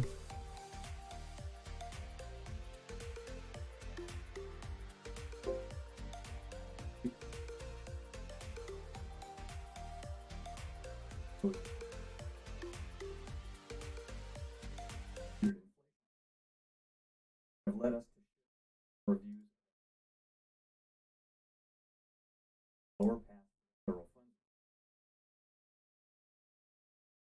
Of course, this is the role of monetary policy, to adjust interest rates to maintain a strong labor market and keep inflation near our 2% objective. Today's decision to lower the federal funds rate target by 0.25% to 1.75% to 2% is appropriate in light of the global developments I mentioned, as well as muted inflation pressures. Since our last meeting, we've seen additional signs of weakness abroad and a resurgence of trade policy tensions, including the imposition of additional tariffs. The Fed has no role in the formulation of trade policy, but we do take into account anything that could materially affect the economy relative to our employment and inflation goals. The future course of monetary policy will depend on how the economy evolves and what developments imply for the economic outlook. S&P really hasn't made a big move, man. We've often said that policy is not on a preset course. NQ has. Certainly the case today. As I've noted, the baseline economic outlook remains positive. The projections of appropriate policy show that participants generally anticipate only modest changes in the federal funds rate over the next couple of years. Of course, those views are merely forecasts and, as always, will evolve with the arrival of new information. Let me say a few words about our, about our monetary policy operations. Funding pressures in money markets were elevated this week, and the effective federal funds rate rose above the top of its target range yesterday. I'm going to have to listen to this tomorrow or later today. I'm not just going to sit here and listen to this dry old hack tell me stuff. I mean, it's important, don't get me wrong, but I'm not actively trading the markets right now. I'm not actively trading the markets right now. I'm just an investor in the stock market, and I'm a buy and hold forever type of guy. So it doesn't really matter to me. But we'll have kind of ideas on how this will affect what we're doing here in a bit. And again, it doesn't really matter what they say for my active trades in cryptocurrency, because either it affects the market in a positive way, in which case we continue the bullish expansion of the altcoins and maybe Bitcoin does something. It doesn't really matter. Or there is, positive information that positively affects the equity market, negatively affects the cryptocurrency market. And again, we get this pullback, which we've already planned for and predicted. So, and you show me the chart, I'll tell you what the news is. A lot of this stuff is largely priced in. Okay. All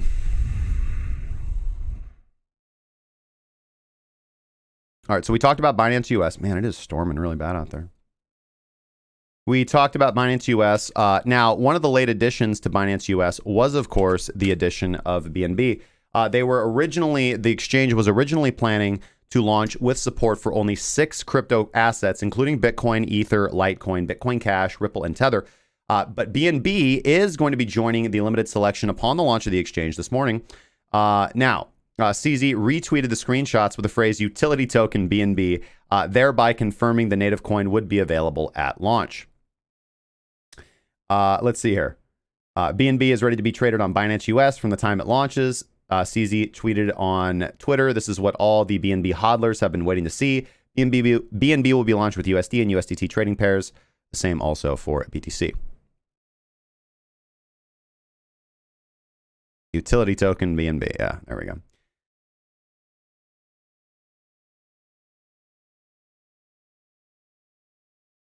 Now, a little bit more. This number has actually gone up. It's not 53 billion. It's about 75 billion already, and then they're actually going to increase that with this quarter cut. So it's actually going to be close to the entire market capitalization of cryptocurrency that the Fed just injected into the lending market last night. So CNN is reporting that the New York Federal Reserve took emergency action today, aimed at easing stress in the financial markets following a spike in overnight borrowing rates. So this happens to be the first such intervention by the Fed since the financial crisis of 2008, which obviously many are considering as an indication of a stressed lending market and the Fed losing control over short-term rates, obviously contributing to what they are doing today with their FOMC press release. So attempting to ease pressure in these lending markets, the central bank launched what they are calling a, quote, overnight repo operation. Now, they have already injected $53 billion by purchasing treasuries and other securities in attempt to keep the lending rates on target. And now, all of a sudden, out of nowhere, people are talking, I've talked about why do I not think there's a securities bubble? Why do I not think we have a pending recession? Because I don't see a bubble anywhere, right? I'm fine with like a little bit of a downturn, but overall, I think that the American economy and I think that the American markets are actually fundamentally healthy. And I think that people are just getting their fucking panties in a twist, man, about stuff that doesn't mean anything. But this will be interesting as I look into this more and look at this lending market potentially, look at the funding market for potentially a bubble. Now, I still don't think I obviously am aware of this. I don't think there's a bubble here. But, this is something interesting to look at. And so now everybody is kind of coming out of the woodwork and saying this is the fundamental event that is going to push, the economy into a recession. And, I'm kind of like tired of all this stuff, but it is what it is, because you always hear, when people are bearish, they're looking for any and all signs to be this, this is why I'm bearish. This is the reason why. And when people are bullish, they're looking for any and all reasons to say, this is why I'm bullish. This is what I'm looking for. But,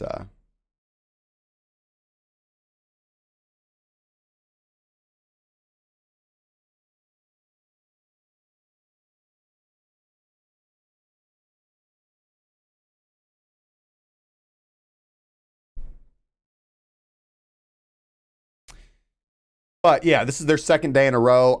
To the best of my knowledge, this is actually up closer to $136 billion right now, actually.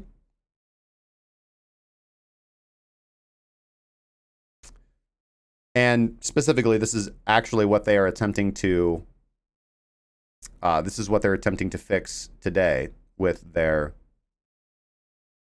rate cut. So, quote, the rate on overnight repurchase agreements hit 5% on Monday. That's up 2.29% late last week, and well above the target range set in July by the Federal Reserve, which is 2% to 2.25%. The surge continued on Tuesday with the overnight rate hitting a high of 10%, but before the New York Fed stepped in, purchased back treasuries, and bring that borrowing rate back down.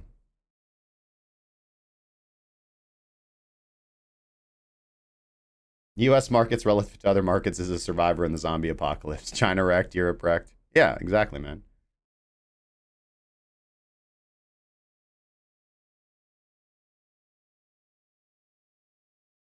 So, and again, this is something I want to point out, man. We have banks and corporations doing well. Like, books look well, profits look well. And that is concerning when we have a bubble in a sector. We don't have a bubble in a sector. I think that overall things look good. I think that people are freaked out about a recession. I don't think it's coming for about 3 to 5 years, maybe longer. We don't got dumb people, man.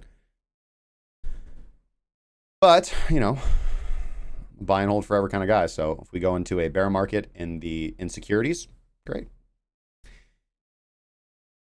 And quote here, however, analysts drew a distinction between the current period of stress and what happened during the crisis. Back then, investors were deeply worried about the financial health of banks. Today, banks are hauling in record profits and balance sheets look sturdy. It's unclear what exactly is causing the stress in the overnight market or how long it will last. And we'll talk about these theories maybe in the next video. All in the Mind 2006. Do I need to move my Bitcoin off of Binance? That depends. So Binance has already said that if you are an unverified trader and you are operating in the United States, that, you can withdraw your funds whenever you want, right? They're not going to take your funds. They will, you won't be able to trade on there. So if you plan on using, if you plan on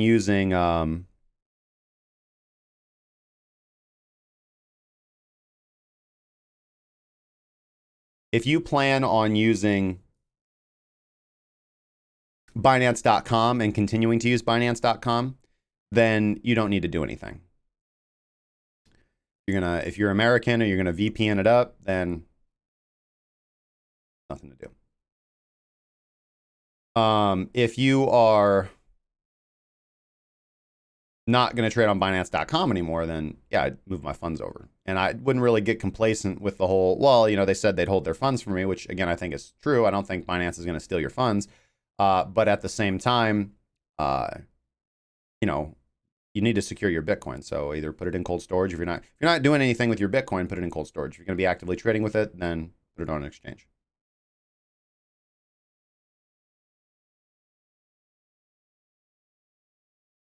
Is pound yen going to 150 or just 137.50, or it's over on 135? I'm not trading any. Let's go look at the Forex markets.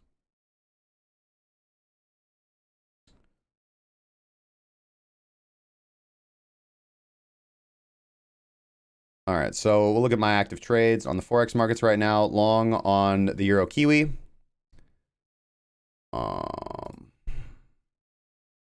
I am short on the Euro Pound.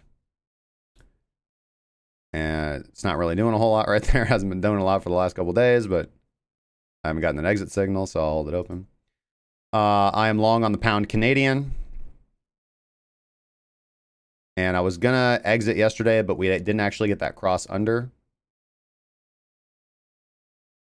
Didn't actually get that cross under on the Pound CAD, so still long on the Pound CAD. I am long on the Pound Swissy, and it hasn't really done a whole lot, but it is what it is. And I'm also long on the Dollar Swissy. What is up with this lag, man? Must be that storm out there. So 5 active Forex trades that I have. You had asked specifically about the pound yen. Let's look at the pound yen. I am out of position. I would be out of position on the pound yen. So I specifically took the pound Swissy and the pound Kiwi instead of the pound yen for reasons, because I already had exposure to the yen. Kind because I don't like to overexpose myself to different currency pairs. So that's something that you have to take into account. But, you know, you look over here on the 4th of September was a valid long position. You would have definitely hit your first take profit. But we did get our exit signal a couple days ago from time transformation. And we're getting another one now. We're getting another one now. We are also getting no divergence, but that's all right. Minx is also crossed back into static. So although we are in a bullish posture on pound yen, I would be out of the pound yen right now on the longer term scale, waiting for a pullback and looking for a continuation or a continuation signal, which could come at any point in time. But as long as this green line is underneath this white line, we don't go long.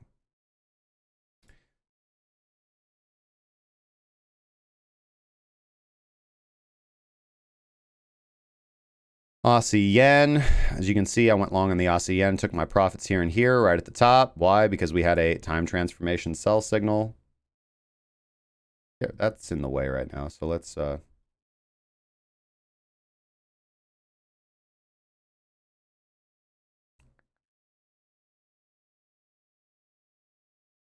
is that thing? There we go.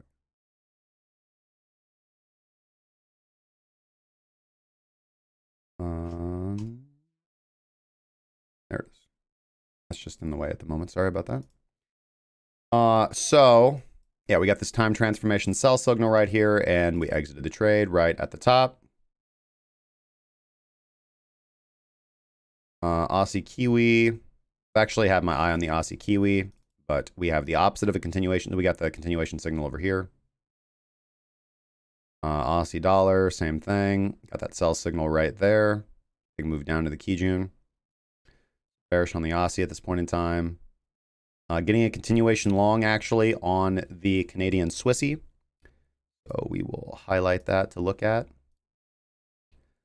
The Canadian yen, not a trade. The Canadian Swissy, not a trade. The Euro Aussie, not a trade. The Euro CAD, not a trade. The Euro Swissy got a continuation long yesterday, but did not take it because of the qualifying line. We already talked about the Euro Kiwi and the Euro Pound, the Euro Yen, not a trade. The Euro Dollar, wait for Minx to load, not a trade.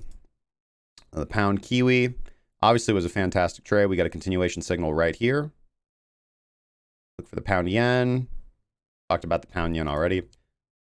Pound Dollar, same as the Pound Yen. Kiwi Dollar, could have gone short on the Kiwi Dollar. Actually, we're getting the confirmed short signal now at half risk. So we'll potentially take the Kiwi Dollar short tonight. Kiwi CAD, no trade.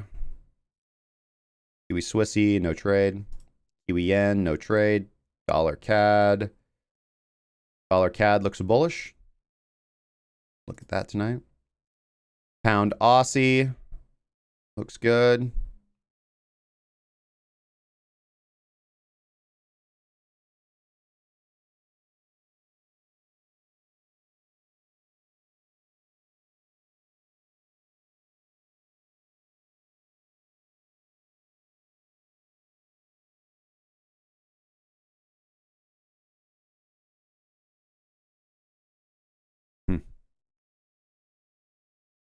Dollar yen. Not yet. Dollar yen has not set us back up for a continuation trade. Aussie CAD, not a trade. Aussie Swissy, not a trade. And the dollar yuan, not a trade. Not a trade.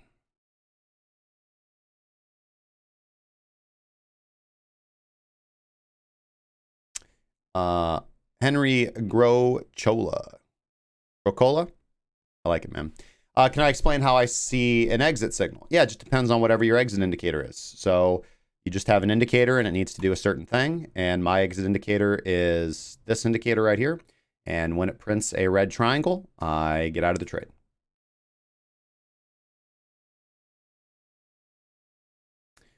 Also, if it crosses under, I get out of the trade.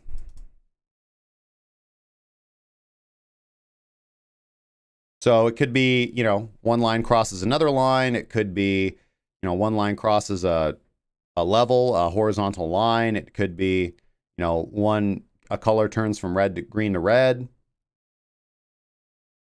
Anything that can be generally you want to use a reversal indicator. Find a good reversal indicator and use that to get out of a trade. Luca Tola, okay, what's going on? Let's go back to Bitcoin and we'll start wrapping up for the day.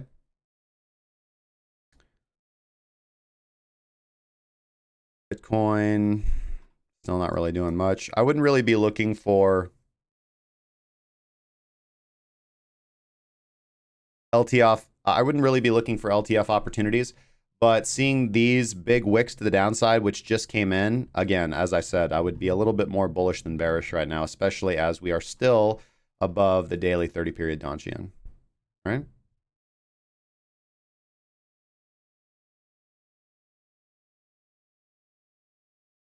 It's a good alternative crypto exchange to Binance if you're in the United States, Bittrex or Kraken, God forbid. But I mean, Kraken's still useful and you can trade on it and they've got access to margin and, you know, you only have exchange errors like every 3 months. But Bittrex, yeah, Bittrex is going to be your main choice, I think. HBus, which is Wabi Pro. There, you can trade on there too. But that's about it, man. Americans, it's hard out there for an American. Unless you want to use a VPN. Link for Windscribe down in the description below. You get free bandwidth. Free bandwidth, yep. And in that case, I recommend ByBit. But, you know, I'm looking forward to Binance US. I'm looking forward to seeing what comes out of them. But Bittrex is going to give you a lot of that coin selection that you're going to miss from Binance. But they've been in a little bit of a delisting frenzy too, but nowhere near Binance.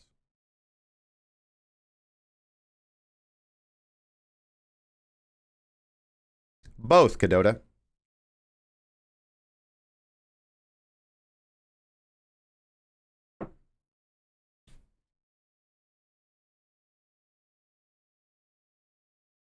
What else did I want to talk about? Let's pull up in my show notes.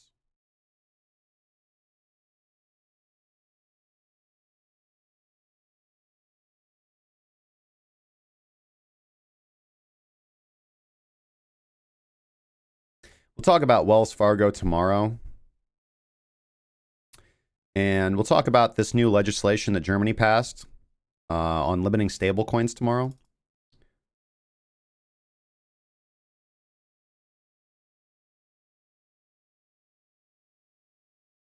Yeah. All right, guys. So Bitcoin, so here's the thing. Letting my altcoin trades ride.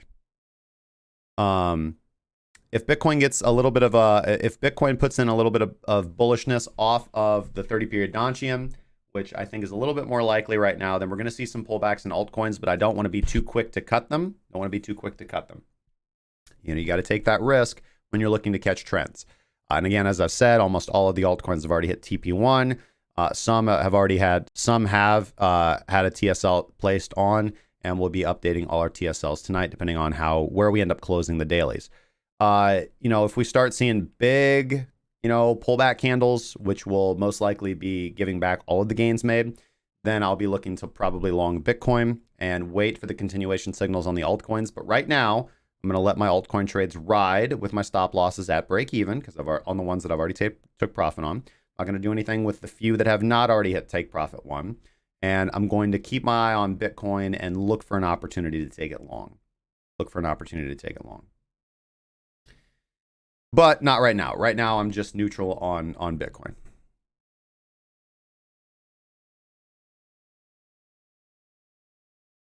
And I would wait. If you have not moved into altcoins yet, I would wait for a continuation signal or a pullback, because I think that most of them are good to go. I think that we will continue this expansion, but at the current moment, a lot of them are overstretched. And the market that has not moved yet is mid-sats. Large sats and low sats have already moved.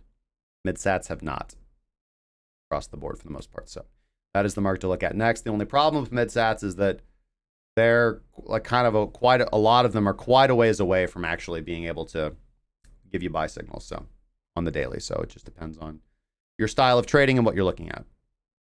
But objectively on the daily time frame, Bitcoin's in a no trade zone.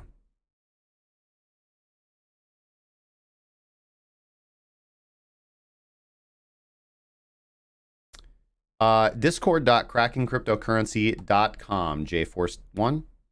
Link in the description will take you to the Discord, and it is the place to be. Let's keep the conversation going after the show.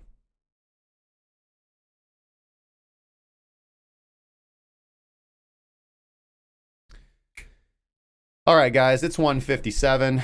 I really like to listen to the rain, so I feel like stepping outside and watching the storm for a little bit before it completely dies away. And I've got a lot I got to do today. I want to get with my, I want to continue working with my dev. We're working on some projects. Johnny, I want to get with you and figure out this Kijun issue so I can figure that out for everybody else. Make sure that everybody has the right Donchian on their chart.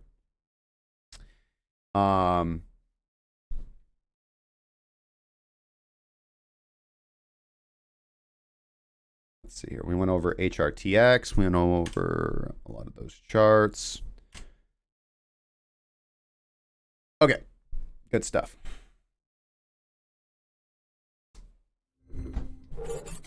All right, guys. Thank you so much for joining me today. You guys have been absolutely fantastic. It's been a fantastic show. If you're just joining us, I'm sorry. All good things must come to an end. This has been Breaking Bitcoin Market Update. I've been your host, Justin Wise. I'm the lead analyst at KrakenCryptocurrency.com. There are links down in the description for everything you could possibly need. I hope you guys have an absolutely fantastic day. If you have any questions, comments, concerns, sarcastic remarks, or death threats, please leave them in the comment section down below, and I will try to respond to you within the next 48 hours, especially if it's a good question and germane to trading or investing in cryptocurrency. Make sure you guys join the Discord. The link's in the description down below if you'd like to keep the conversation going after the show. And again, it's as much about the community as it is about the 2 hours that we're here live every day. As I said, TLDR, I am neutral on Bitcoin, bullish on altcoins, although I am expecting a bit of a pullback, but I wouldn't be surprised if we just keep barreling through. Mid sats is the market that hasn't moved yet. Large sats and low sats already have. So if you're looking to accumulate something that hasn't moved, I would look at your mid sat markets. But overall, if you haven't moved into altcoins yet, I would wait for a pullback, or I would wait for a strong continuation signal and potentially wait for the next couple of days to see what Bitcoin decides to do. I think Bitcoin is starting to posture a little bit more bullish than bearish in the day, and I wouldn't be surprised to see it make a little bit of a move that might throw a little bit of a wrench in your plans if you were entering into a trade right now. We'll see what the daily close looks like tonight. Look forward to seeing you guys in the Discord. I look forward to working with the premium members tonight. If you guys are an aspiring trader or an experienced trader who'd like to sharpen your skills, there's a link to the premium down there as well, and we talk about that quite a bit. Anyways, guys, trade safely, crack some cryptocurrency, and we'll see you guys tomorrow to do the whole same thing over again for another 2 hours, break down the markets, talk about the news, and it's going to be an amazing day. It's going to be Thursday. Thursday is one of my favorite days of the week. All right, guys. I'll see you later. Trade safely.